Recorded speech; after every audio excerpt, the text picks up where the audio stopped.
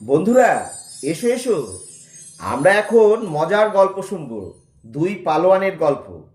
সুকুমার রায়ের ঠুকে মারি আর মুখে মারি। মুখে মারি পালোয়ানের বেজায় নাম। তার মতো পালোয়ান নাকি আর নাই। ঠুকে মারি সত্যিকারের মস্ত পালোয়ান। মুখে মারির নাম শুনে সে হিংসায় আর বাঁচে না। শেষে একদিন ঠুকে মারি আর থাকতে না পেরে কম্বলে 90 মণ আটা বেঁধে নিয়ে সেই কম্বল কাঁধে ফেলে মুখে মারির বাড়ি রওনা হলো। পথে এক জায়গায় বড্ড পিপাসা আর খিদে পাওয়ায় ঠুকে মারি কম্বলটা কাঁধ থেকে নামিয়ে একটা ডোবার ধারে বিশ্রাম করতে বসলো। তারপর চোঁ চোঁ করে এক বিষম লম্বা চুমুক দিয়ে ডোবার অর্ধেক জল খেয়ে বাকি অর্ধেকটায় সেই আটা মেখে নিয়ে সেটাও সে খেয়ে ফেলল। শেষে মাটিতে শুয়ে নাক ডাকিয়ে ঘুম দিল। সেই ডোবাতে একটা হাতি রোজ জল খেতে আসতো। সেদিনও সে জল খেতে এলো। ডোবা খালি দেখে তার ভারী রাগ হলো। পাশেই একটা মানুষ শুয়ে আছে দেখে সে তার মাথায় দিল গোদা পায়ের এক লাথি। ঠুকে মারি বলল, ওরে, মাথা টিপেই যদি দিবি একটু ভালো করে দে না বাপু। হাতির তখন আরো বেশি রাগ হলো। সে সুরে করে ঠুকে মারিকে তুলে আছাড় মারতে চেয়েছিল, কিন্তু তার আগেই ঠুকে মারি তরাক করে লাফিয়ে উঠে হাতি মশাইকে থলের মধ্যে পুড়ে রওনা হলো। খানিক দূর গিয়ে সে মুখে মারির বাড়িতে এসে হাজির হলো আর বাইরে থেকে চেঁচাতে লাগলো, কই হে মুখে মারি, ভারী নাকি পালোয়ান তুমি? সাহস থাকে তো লড়ো না এসে। শুনে মুখে মারি তাড়াতাড়ি বাড়ির পিছনে এক জঙ্গলের মধ্যে ঢুকে পড়ল। মুখে মারির বউ বলল, কর্তা তো আজ বাড়ি নেই, কোথায় যেন পাহাড় ঠেলতে গিয়েছেন। ঠুকে মারি বলল, এটা তাকে দিয়ে বলো যে এর মালিক তার সঙ্গে লড়তে চায়।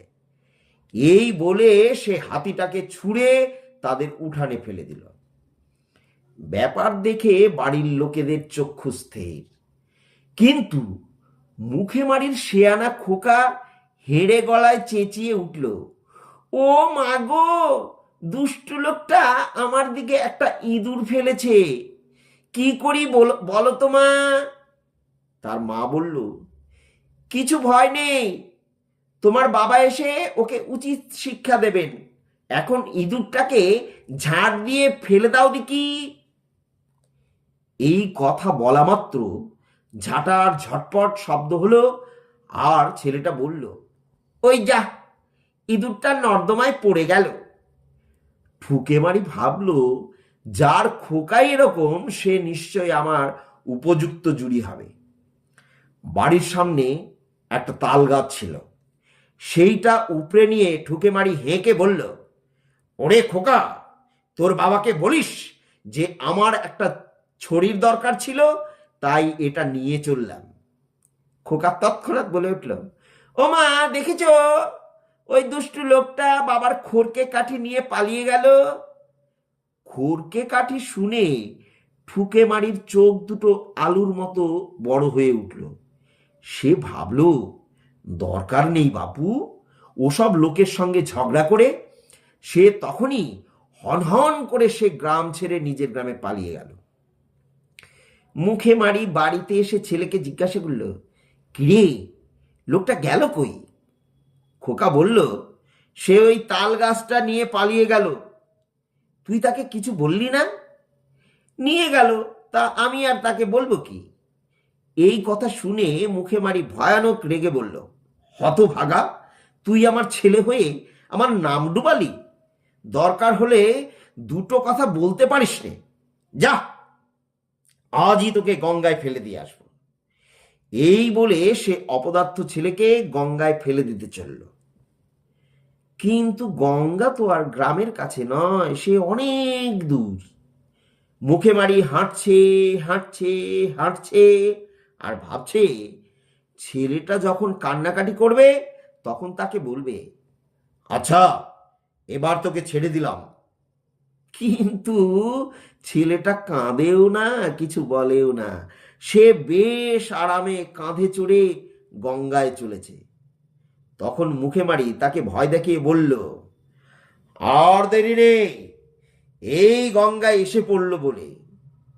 ছেলেটা চট করে বলে উঠল, হ্যাঁ বাবা, বড্ড জলের ছিটা লাগছে।